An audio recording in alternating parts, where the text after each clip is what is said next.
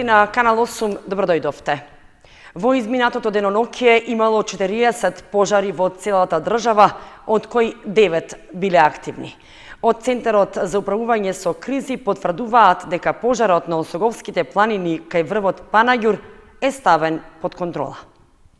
Вкупно 40 пожари, од кои 25 се изгаснати, 6 ставени под контрола, а активни 9, регистрираше Центарот за управување со кризи во изминатите 24 часа. Меѓу пожарите што се ставени под контрола е и огнената стихија на Осоговските планини во близина на врвот Панаѓур, на нешто повеќе од 1 километар од рекреативниот центар Пониква.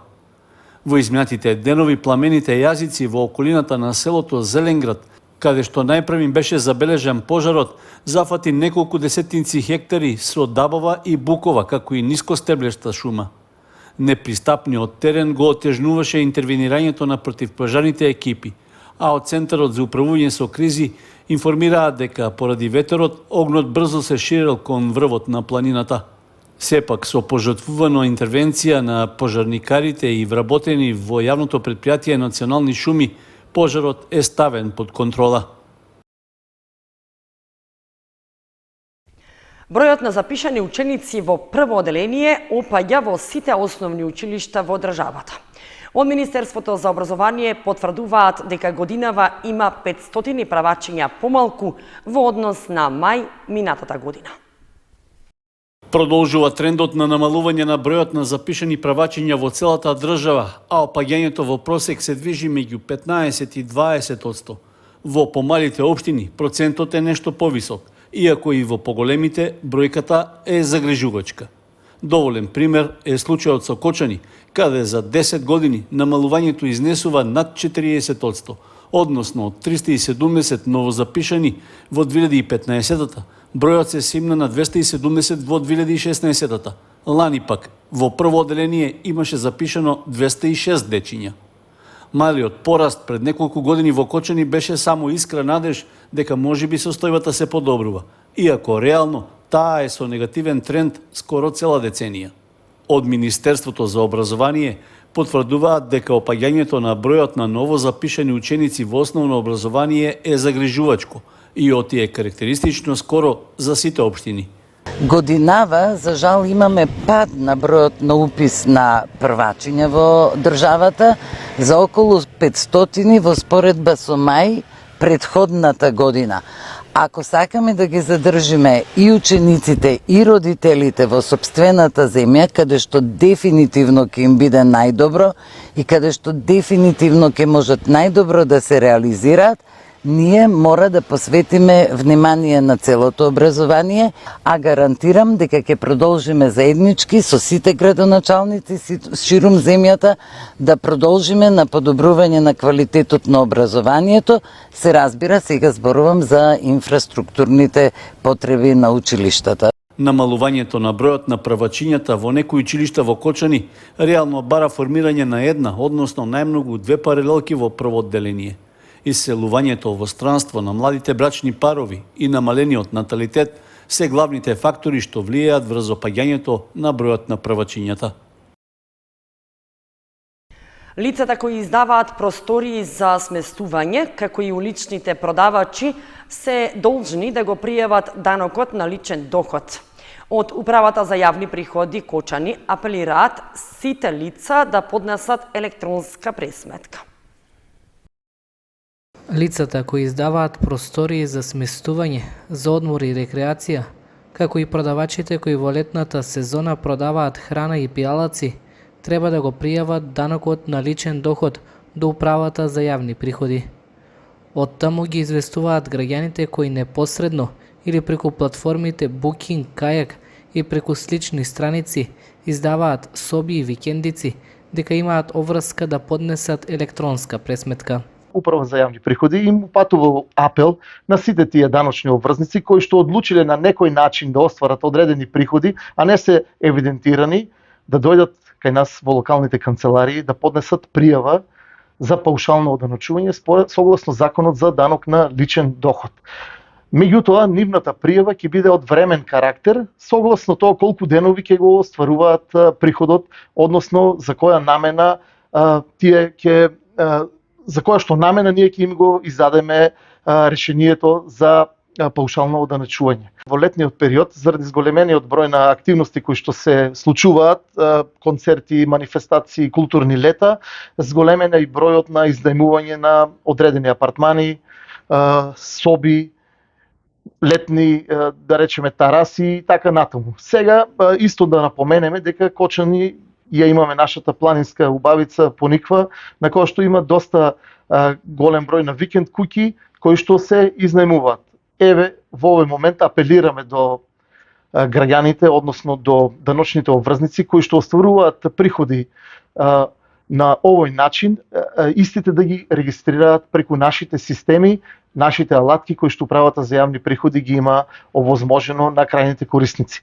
Доколку лицата не ја почитуваат обврската за данок на личен доход, ќе им се изрече парична казна во висина од 50 до 10.000 евра во денарска противвредност во зависност од тоа како се регистрирани.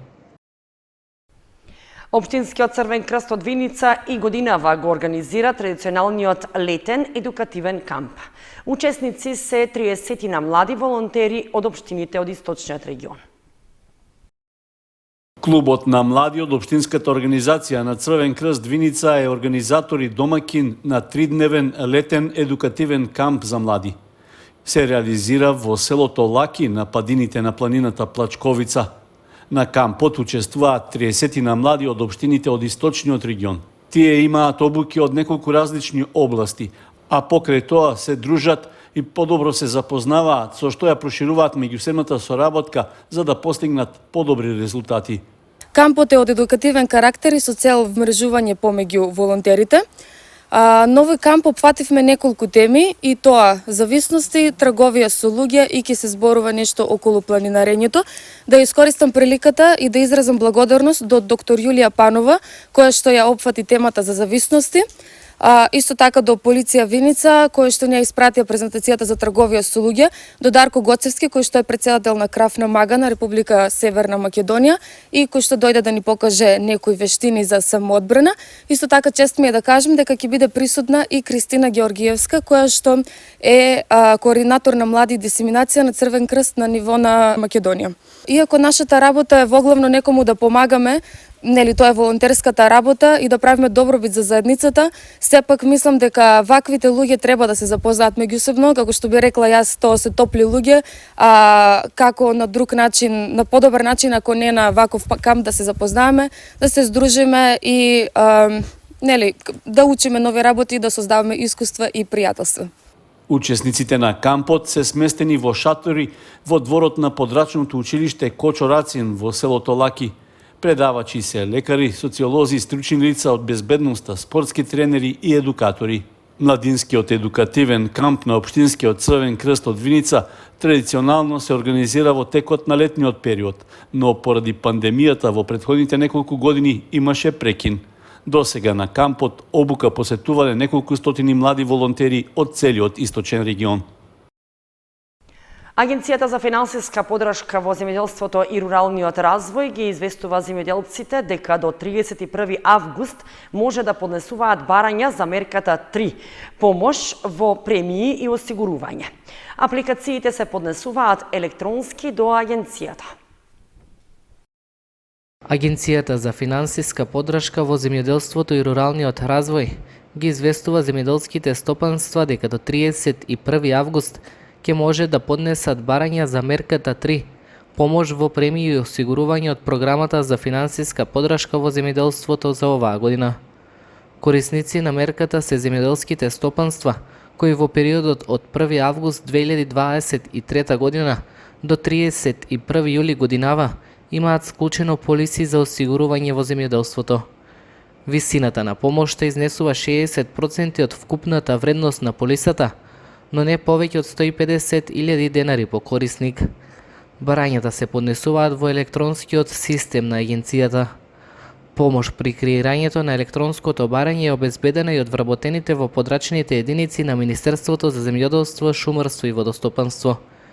Заинтересираните лица во прилог на барањето доставуваат и примерок од полиса или потврда од тековна состојба од единствениот регистар на земјоделски стопанства.